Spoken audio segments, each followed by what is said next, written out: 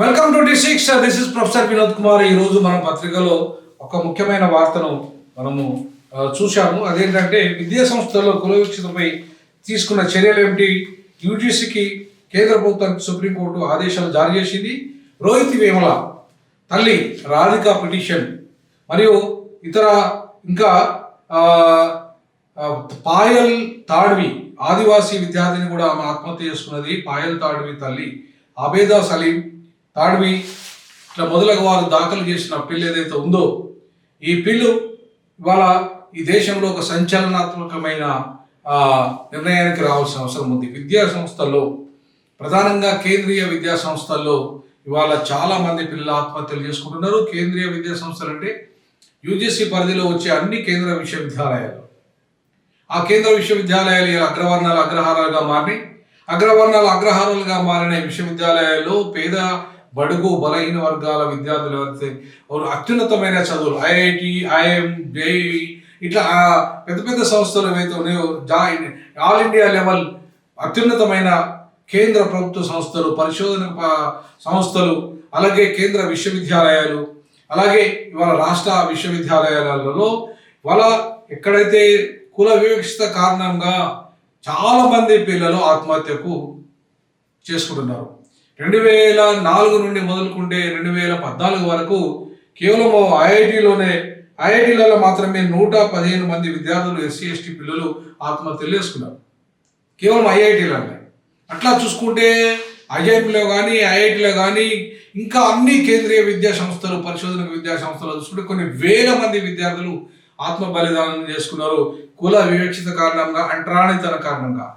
ఈ పిల్లలు ఎక్కడైతే ఈ ఉన్నతమైన విశ్వవిద్యాలయాలకు వెళ్ళిన తర్వాత వాళ్ళకి అప్పటిదాకా పాపం చాలా ఏదో కష్టపడి చదివి మాకు ఐఐటీలో సీట్ వచ్చిందని చాలా సంతోషంగా వాళ్ళు వెళ్తే అక్కడ పోయిన తర్వాత నిరాశ ఎదురవుతుంది. ఆ నిరాశ ఏమిటంటే, మీరు రిజర్వేషన్లో వచ్చేది, మీరు తక్కువ కులపోలు, మీకు జ్ఞానం లేదు, మీకు ప్రతిభ ఉండదు అని చెప్పేసి అనేక రకాలుగా అక్కడ ఉపాధ్యాయులు కూడా అదే వివక్షత. ఎందుకంటే 99% అగ్రవర్ణాలు, ప్రధానంగా బ్రాహ్మణులు మాత్రమే ఆ విశ్వవిద్యాలయాల్లో ఉపాధ్యాయులుగా ఉన్నారు. అక్కడ రిజర్వేషన్లు అమలు అవుతలేవు. అక్కడ విద్యార్థుల రిజర్వేషన్లు అంతకొంత విద్యా సంస్థలు అమలైతే ఆ పోయిన వాళ్ళు కూడా ఆత్మహత్య చేసుకునే విధంగా అటు ఉపాధ్యాయులు కానీ, ఇటు అగ్రవర్ణాల విద్యార్థులు కానీ మొత్తంగా వాళ్ళ టోటల్ రకంగా బహిష్కరించే విధంగా విశ్వవిద్యాలయాల తరఫున వెలివాడలు, కేంద్రీయ విశ్వవిద్యాలయంలో వెలివాడ వెలిసిందో, వెలివాడలు వివక్షతకు గురవుతున్న విద్యార్థులు వెలివాడల రూపంలో రోహిత్ వేముల ఏ రకంగా ఆత్మహత్య చేసుకున్నాడో, వెలివాడలోనే ఆయన ఆత్మహత్య చేసుకున్నాడు.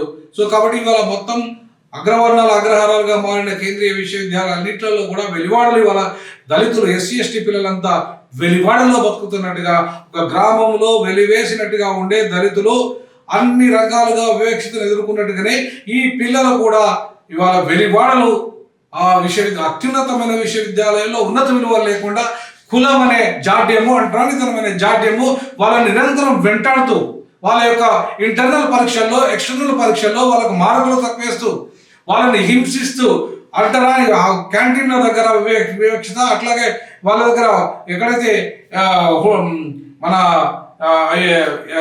మెస్ల దగ్గర వివక్షత, క్యాంటీన్ల దగ్గర వివక్షత, అట్లాగే క్లాసుల దగ్గర వివక్షత, టీచర్ల దగ్గర వివక్షత, పరిశోధన చేసే దగ్గర వివక్షత, అన్నిట్లలో కుల వివక్షతను అడుగడుగున ఎదుర్కొంటున్న ఈ దళిత పిల్లలు, ట్రైబల్ పిల్లలు, ఆదివాసీ పిల్లలు ఇవాళ కేంద్రీయ విశ్వవిద్యాలయాల్లో ఏమీ చేయలేక, అటువైపు తల్లిదండ్రులు వాళ్ళ మీద గొప్ప ఆశలు పెట్టుకుని అక్కడికి పంపిస్తే వాళ్ళ తల్లిదండ్రుల ఆశలు నెరవేర్చలేక, ఇక్కడ వివక్షతను ఎదుర్కోలేక చివరికి ఆత్మహత్యలకు దారి తప్ప మరో మార్గం లేని పరిస్థితులలో వేలాది మంది ప్రతిభావంతులు ఈ భారతదేశాన్ని నవనిర్మాణం వైపు తీసుకెళ్లాల్సిన ఈ ప్రతిభావంతులంతా ఆత్మహత్యల పాలైపోతున్నారు.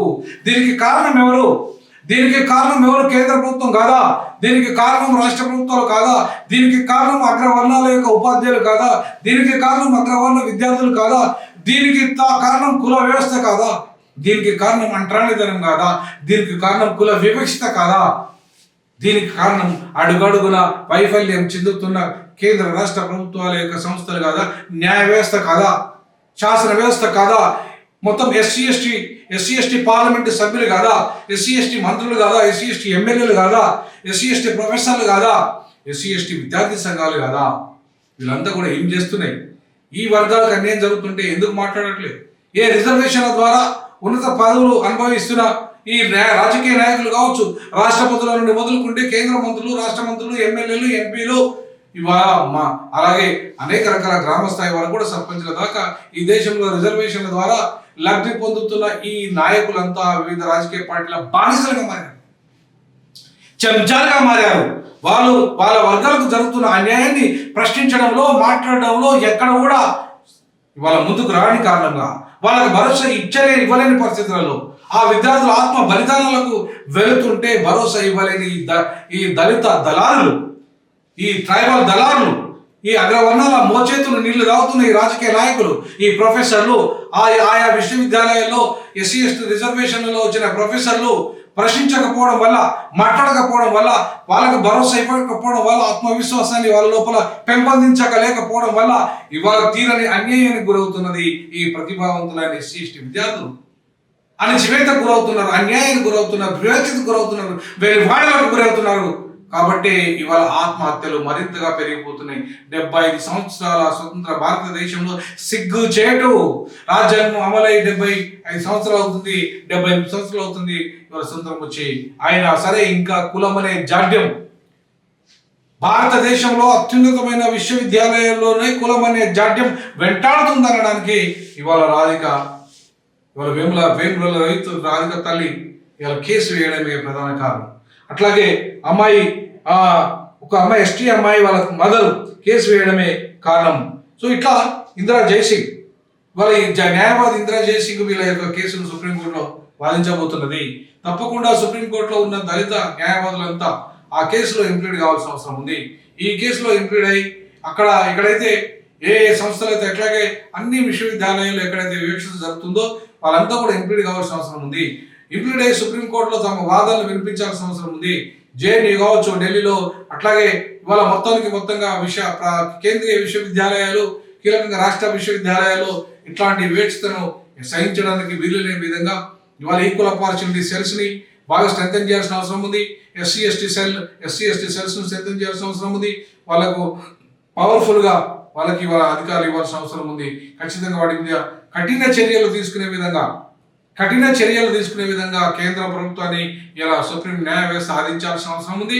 కేంద్ర ప్రభుత్వము యూజీసీని, అదే న్యాక్ను, అట్లాగే మొత్తం అన్ని కేంద్రీయ విశ్వవిద్యాలయాలు, రాష్ట్ర విశ్వవిద్యాలయాలలో కుల వివక్షత జరగకుండా కఠిన చర్యలు తీసుకునే విధంగా, కఠిన చట్టాలు వచ్చే విధంగా ఇవాళ ఖచ్చితంగా రోహిత్ వేముల చట్టం వచ్చే విధంగా, రోహిత్ వేములతో ఇవాళ ఆ పేరుతో చట్టం వచ్చే విధంగా కేంద్ర ప్రభుత్వం కృషి చేసి ఆ దిశగా అడుగులు వేయాల్సిన అవసరం ఉందని మా D6 మీడియా భావిస్తుంది.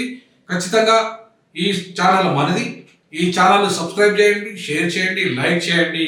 ఖచ్చితంగా అట్లాగే ఆర్థికంగా సహకరించాల్సిందిగా నేను కోరుకుంటున్నా. కులాన్ని నిర్మూలిద్దాం, సమాజాన్ని నిర్మిస్తాం. జై భీమ్, జై భారత్.